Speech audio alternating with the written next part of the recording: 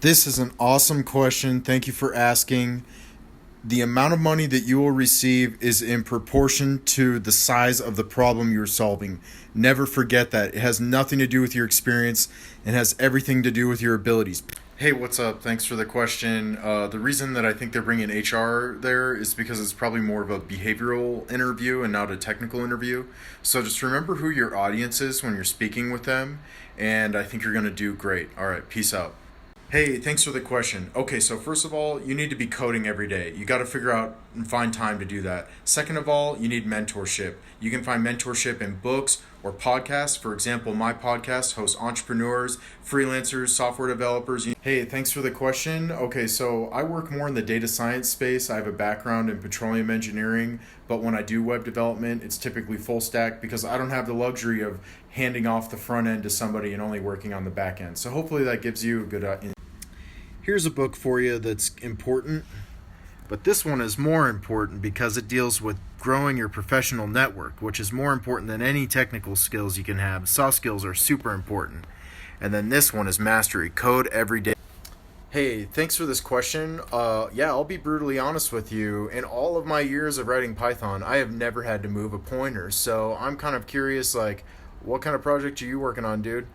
Anyway, I hope that helps a little bit. Hey, what's up? So, how do you become a data scientist? Well, the day that you solve some problems relating to like managing data or analytics is the day that you become a data scientist. So, beyond that, just make sure you're coding every day and growing your skills. Hope that. Hey, how's it going? If you are a complete beginner, I mean, you might be surprised by my answer, but you need to check out Microsoft Excel or some sort of a spreadsheet utility because that's going to get your hands real dirty real quick with analytics. Hey, thanks for this question. I had to think about this one for a little bit, and it was actually a database that I had to design from scratch and then build analytics tools on top of it, and the whole thing needed to be done like yesterday. So that was probably the hardest code. The answer is yes, you can get a job only knowing Python, but I would encourage you to try not be religious about how you solve your problems because the people you're solving problems for don't care at all what language you're using. They just want a solution to their problem. Hey, thanks for the question. Yeah, definitely web scraping comes to mind. So that's kind of in the data science space. Data scientists are kind of like data janitors. So if you get really good at cleaning up data, and that's a great way to start and break into the data science world. Yeah, working on real time problems or finding these types of real problems to solve is an excellent question.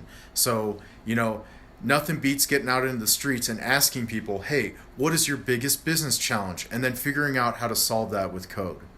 Hey, what's up? So, yeah, I would categorize web development as part of the software development space, but you also have like desktop development, mobile app development, you have data science, and then you have some hybrid stuff for like automation and then like server configuration.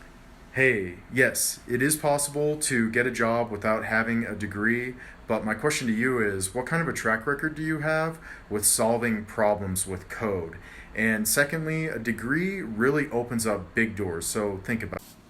Hey, thanks for the love. You're freaking awesome. You make this place great on the internet. So, yeah, don't hold back. If you have any questions or comments, make sure to reach out. I got a free podcast for you, Profitable Python FM. Hey, what's up? Thanks for the question. If you just need a tutorial on how to do loops and you want to do it in Python, I have a YouTube channel called Profitable Python, and I have a video on loops. So hopefully that helps you out.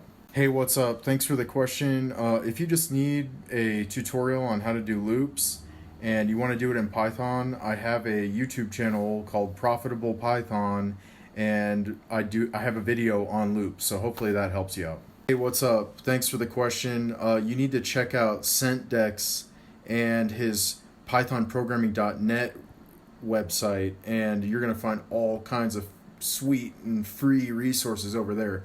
So check that out. Hey, what's up? So I never have gotten a job at Google, so I'm probably not the right person to ask for. I work in the oil and gas industry as a petroleum engineer, but I can tell you I did a podcast with Cool Code Guy on Instagram. You should definitely check out that podcast.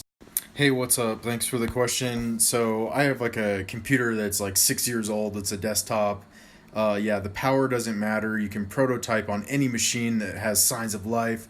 And when you really want to spin it up, that's why you got the cloud. Thanks for your question. You have very interesting word choice. No, there are no laws or coercion involved in having a degree, unless like your boss or somebody wants you to have that credential. But really, it's about the problems that you're able to solve. That Hey, thanks for this question. So, my answer to you is yes, Python is definitely beginner friendly.